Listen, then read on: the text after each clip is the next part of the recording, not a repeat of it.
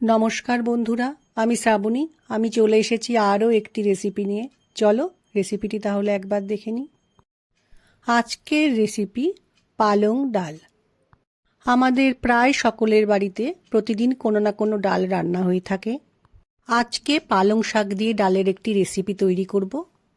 আজকের রান্নাটা বানানোর জন্য মসুর ডালকে জল দিয়ে আমি ঘন্টাখানেক ভিজিয়ে রেখেছিলাম। এভাবে ভিজিয়ে রাখলে ডাল তাড়াতাড়ি সেদ্ধ হয়ে যায়। পালং শাক একটু বড় বড় টুকরো করে কেটে নিয়েছি।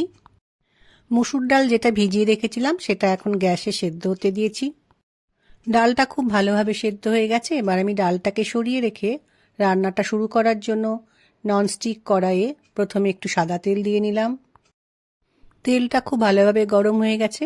এখন একটু 5 ফোড়ন তেলের মধ্যে দিলাম ও একটা শুকনো লঙ্কা ফোড়নে দিলাম। এবার ফোড়নটাকে একটু ভালো করে আমাকে ভাজতে হবে। ফোড়নটা খুব সুন্দরভাবে ভাজা হয়ে গেছে এবং খুব সুন্দর গন্ধ বেরোচ্ছিল। সে সময় আমি কিছু রসুন কুচি তেলের মধ্যে দিয়ে একটু সময় ভালোভাবে ভেজে নেব। রসুনটা দেওয়ার পর ভালোভাবে ভাজা হয়ে গেছে। এখন আমি একটু পেঁয়াজ কুচি তেলের মধ্যে দিয়ে একটু সময় ভালোভাবে ভেজে নেব। পেঁয়াজ ও রসুন ভেজে নেওয়ার পর সেদ্ধ ডালটা কড়াইয়ের মধ্যে দিয়ে আরেকটু জল দিয়ে দেব। যতটুকু জলের প্রয়োজন ঠিক ততটাই জল দেব।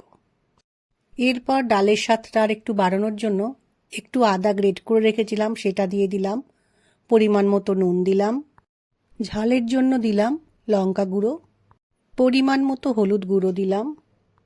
এরপর ডালের সাথে সমস্ত মশলা ভালো করে মিশিয়ে একটু ফুটতে দেব। ডালটা ফুটে উঠেছে। এই সময় কেটে রাখা পালং শাক ডালের মধ্যে দিয়ে খুব ভালো করে একবার মিশিয়ে নিতে হবে। যাদের মুসুর ডাল খাওয়া বারণ আছে তারা অন্য ডাল দিয়ে ওটা বানাতে পারো। পালং শাককে একটু সেদ্ধ করে নেওয়ার জন্য কড়াইয়ের ওপর একটা ঢাকা দিয়ে দিয়েছি। মিনিট 2 পর ঢাকাটা সরিয়ে রেখে একটু ধনেপাতা কুচি ডালের মধ্যে দিয়ে ভালো করে মিশিয়ে নেব।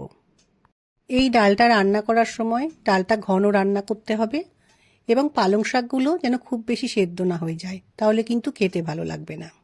রান্নাটা আমার তৈরি হয়ে গেছে। কত তাড়াতাড়ি ও কত সহজে পালং ডাল রান্না তৈরি হয়ে গেল। এই রান্নাটা ভাত রুটি সবার সাথেই ভালো লাগে। পালং শাক ও ডাল এই দুটোই যারা খেতে ভালোবাসো আশা রাখছি তাদের আজকের রেসিপি ভালো লাগবে। এই রান্নাটি বাচ্চা থেকে বয়স্ক সবাই খেতে পারবে।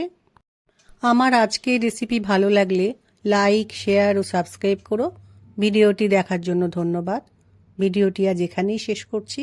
ফিরে আসছি আরও একটি রেসিপি নিয়ে।